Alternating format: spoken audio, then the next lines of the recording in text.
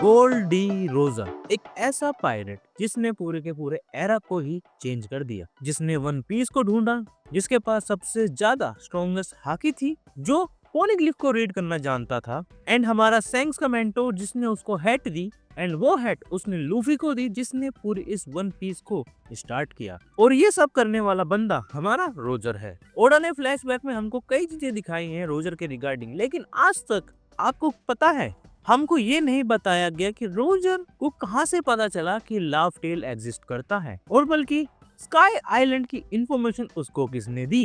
And the biggest mystery जो कि ये हैट है, जिसको हमने ईमो के सामने भी देख चुके हैं, वो आखिरकार रोजर को मिली किससे। तो भाइयों, इन सब चीजों की इंफॉर्मेशन आज मैं आपको दूंगा। ये पूरी वीडियो हमारे रोजर के रिगार्डिंग होगी कि आखिरकार रोजर को ये लाव टेल के बारे में पता चला कैसे, किसने बताया। इसी साथ वीडियो को स्टार्ट करते हैं। जिसको वीडियो पसंद है वीडियो को लाइक, चैनल को सब्सक्राइब जरूर करना। 800 साल पहले हमारा जोय बॉय टपक गया और उसकी जो स्ट्रॉ हैट्स थी वो किसी और को मिली। अब वो कौन था किसी को नहीं पता, और उस इंसान को मिलने के बाद क्योंकि वो उस समय कुछ उखाड़ नहीं पाया था, ये जायज है कि ये हैट दोबारा से किसी और ने इनहेरिट करी। और ऐसा करते करते करते 30-40 लोगों के मरने के बाद ये वाली हैट हमारे रोजर को मिली होगी। बट क्वेश्चन ये है, who gave Roger the straw hat, और क्यों रोजर को स्टोरी के स्टार्ट होने से पहले ही वर्ल्ड के बारे में इतना कुछ पता था। ना हमारा लूफी का मेंटोर था, वो हमारा सैंक्स था जिसने उसको हेड दी, और सैंक्स का मेंटोर है हमारा रोजर जिसने उसको हेड दी। एंड रोजर का कौन मेंटोर था, ये क्वेश्चन काफी बढ़िया है, एंड इसका जवाब है हमको नहीं पता। लेकिन हमको इतना जरूर पता है कि उसने भी किसी की विल को इनहेरिट किया था, जिसके दो रीजन है। क्योंकि रिसेंटली कंफर्म हुआ है कि जो जोय बॉय था उसने यही वाली हैट पहनी हुई थी, जो हैट हमारी सैंक्स के थ्रू आई, और वो सैंक्स को हमारे रोजर ने दी। और रोजर ने मेरे को लगता है अपने मास्टर से किसी और से उस हैट को इनहेरिट किया होगा। और रीजन नंबर 2, जो हमारा रोजर था उसके स्टार्टिंग से पहले ही उसको बहुत कुछ पता था वर्ल्ड के बारे में। फॉर एग्जाम्पल, जब वो हमारे रेलिंग से मिलता है, रोजर उसको बोलता है कि ये वाली जो मीटिंग है ना भाई, ये फेट है, और वो लोग दुनिया को अपसाइड डाउन करने वाले हैं, जो कि काफी इंपॉर्टेंट फ्रेज है। अगर आप लोगों को मरीन फोर्ड आर्क याद हो, जहाँ पर हमारे व्हाइट बियर्ड ने मरते समय कहा था जैसे ही वन पीस को ढूंढ लिया जाएगा उसी पल पूरा वर्ल्ड अपसाइड डाउन हो जाएगा। जिससे हमको पता चलता है कि जो काम रोजर नहीं कर पाया अपने टाइम पर, वो हमारा आगे चलकर लूफी करेगा। एंड वहीं पर ही हमारे 966 चैप्टर, अगर आप लोगों को याद हो, वैसे तो बहुत सारे लोगों को याद नहीं होगा, जहाँ पर रोजर ओडिन को बताता है ये एक स्टोरीज है वेस्ट ट्रेजर की, जो किसी एक आइलैंड पर है, और उस आइलैंड को ढूंढने के लिए वर्ल्ड गवर्नमेंट हमको रोक रही है। तो सोचो वो ट्रेजर वाकई में ही सही होगा ना। तो ये कौन सा आइलैंड है हमको पता है, ये हमारा लास्ट वन पीस का आइलैंड है, जहाँ पर वन पीस एग्जिस्ट करता है। लेकिन यहाँ पे क्वेश्चन ये आता है कि रोजर को ये सब कुछ पता कैसे चल रहा है, आखिरकार उसको ये सब बता कौन रहा है। क्योंकि इस आइलैंड की स्टोरीज तो कईयों को पता होगी, बट कोई भी उसको ढूंढ रहा था क्या उस समय। जिसकी वजह से मुझको ये लगता है कि भाई रोजर की लाइफ में भी कोई एक ऐसा इंसान रहा होगा जिसने उसको इस ट्रेजर को खोजने के लिए इंस्पायर करा होगा, तभी तो ये हमारा पायरेट बना। नहीं तो ऐसा थोड़ी ना होता है कि चल लौंडे आज हम वर्ल्ड को अपसाइड डाउन करेंगे, आज से हम पायरेट बनेंगे। कोई तो एक मेन बंदा रहा होगा ना जिसने रोजर को इंस्पायर करा होगा। इस रोजर को भी कहां से इन चीजों के बारे में इंफॉर्मेशन मिली। जहां पर मुझको ये लगता है कि जो रोजर का मेंटोर था वो हमारा मिसिंग जनरेशन का एक हिस्सा है। अब ये मिसिंग जनरेशन हमारी सिंपल सी कहें तो वो जनरेशन है जिसके बारे में हमको कुछ भी नहीं पता। लाइक लिटरली इस जनरेशन के बारे में हमको कुछ नहीं पता। हमको सिर्फ 3 जनरेशन के बारे में पता है। सबसे पहले जनरेशन आती है हमारी लेजेंडरी जनरेशन, जिसमें गार्प, रोजर, रोग डिजबैक ऐसे कैरेक्टर्स है। मिडल में आते हैं हमारी सैंक्स वाली generation, and the last one हमारी वर्स्ट जनरेशन, जिसमें लूफी इंक्लूडेड है। लेकिन इससे भी पहले एक जनरेशन थी जिसको हम मिसिंग जनरेशन कहेंगे, सिंपली बिकॉज इसके बारे में हमको कुछ भी नहीं पता। एंड इसी मिसिंग जनरेशन का कोई एक इम्पोर्टेंट बंदा, क्योंकि लाव टेल के बारे में अगर किसी को पता होगा तो वो इम्पोर्टेंट होगा। वर्ल्ड गवर्नमेंट उस समय भी इस आइडिया को अपोज कर रही थी। एंड इफ यू रिमेम्बर, हमारे जो सेलेस्टियल ड्रैगन्स थे वो डी क्लैन को पहले से नहीं मार रहे थे। लाइक उनके लिए डी क्लैन कोई थ्रेट नहीं था। रीसेंट के टाइम में आकर उनको जब पता चला कि भाई डी का असली मतलब क्या है, या फिर कह लो ईमू को जब पता चला हो कि डी का असली मतलब क्या है, तो उन्होंने डी क्लैन को मारना चालू करा। तभी हमको 100 साल की हिस्ट्री में ही बताया जाता है कि डी क्लैन वालों ने अपना नाम छुपाना चालू कर दिया। जहाँ पर ट्रैफिकल लॉ भी शामिल है, उसको भी बोला गया था भाई अपना नाम कभी पूरा मत बताना किसी को। लेकिन उससे पहले इस चीज का कहीं भी मेंशन नहीं है कि डी क्लैन वालों को हंट किया जाता था। और ये सब हुआ होगा हमारा रोजर के उस आइलैंड पर पहुंचने के कारण, बिकॉज जो मिस्ट्री डी क्लैन के लोग क्रिएट कर रहे थे या जो इनहेरिटेज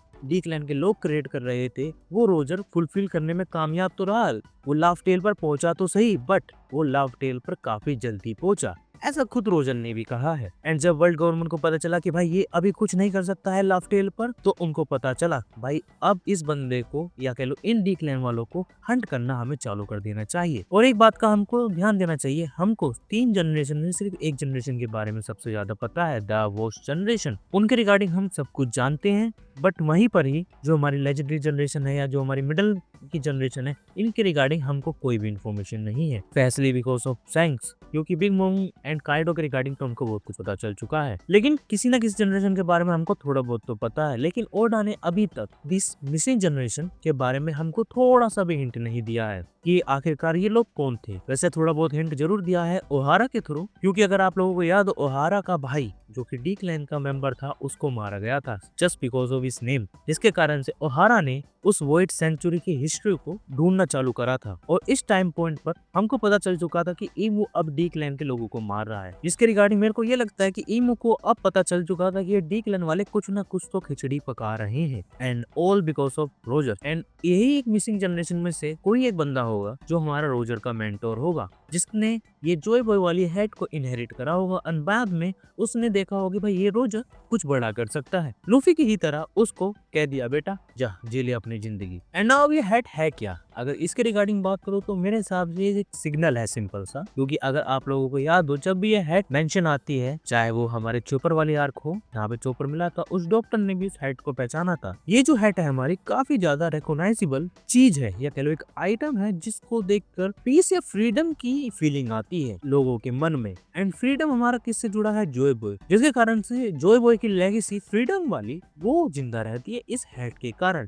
एंड ईमू भी हमारा उस हेड को ही देख रहा था, यानी कि वो उस समय को याद कर रहा था जब जॉय बॉय फ्रीडम के लिए लड़ रहा था। नाउ अब वीडियो के कंक्लूजन पे आते हैं कि रोजर को कैसे पता चला कि भाई कोई आइलैंड है, और रोजर कैसे कोनिग्लिफ को पढ़ पाता था, द बिगेस्ट क्वेश्चन। इसका सिंपल सा आंसर ओडा ने हमको ये दिया है कि voice of the past Roger को बताती थी कि क्या करना है। अभी वॉइस ऑफ द पास्ट क्या है हमको नहीं पता। थ्रू वेगापंक ये वाला मेंशन एक बार जरूर हुआ था कि वॉइस ऑफ द पास्ट को ओहारा ने कहा था वेगापंक को कि उसको जिंदा रखना है, बट मेरे को ये नहीं लगता है कि सिंपली ये एक एनालॉग है या सिंपल एक डायलॉग्स है जो कि भाई बताता है कि भाई पुराने जो लोग मर चुके हैं उनकी यादों को बताना है, उनके साथ क्या हुआ ये बताना है, ऐसा नहीं। ये सिंपली एक सिग्नल की तरह ही वर्क करता है। जो चोजन वन है उनको ये आवाज सुनाई देती है। हाँ, इन केस लूफी को सुनाई नहीं दी है क्योंकि उसको फेथ ने जस्ट लाइक रोजर मूवमेंट दी है। And if you remember Odin के फ्लैशबैक में जब हमारा डॉक्टर ये बताता है ओडिन को कि रोजर आप सिर्फ 1 साल लीजिएगा, तो रोजर एक सिंपल सी बात कहता है हंसते हुए, चलो इस 1 साल को वर्थित बनाते हैं। एंड उसने ये काम किया भी, उसने एक बिल्कुल ही नया एरा चालू कर दिया, और जो एरा अभी चल ही रहा है, जहाँ पर रोजर को ये समझ में आ गया कि भाई अब इसका टाइम खत्म हो रहा है और इस हेड को अब हमें किसी और को पास आउट करना पड़ेगा। मैं लाव टेल पर जल्दी पहुंच गया, मगर अब की बार लाव टेल पर सही समय पे पहुंचेगा और सही बंदा पहुंचेगा, क्योंकि रोजर को हमारा ये लगता है कि उसका बेटा हमारा लाव टेल को ढूंढेगा,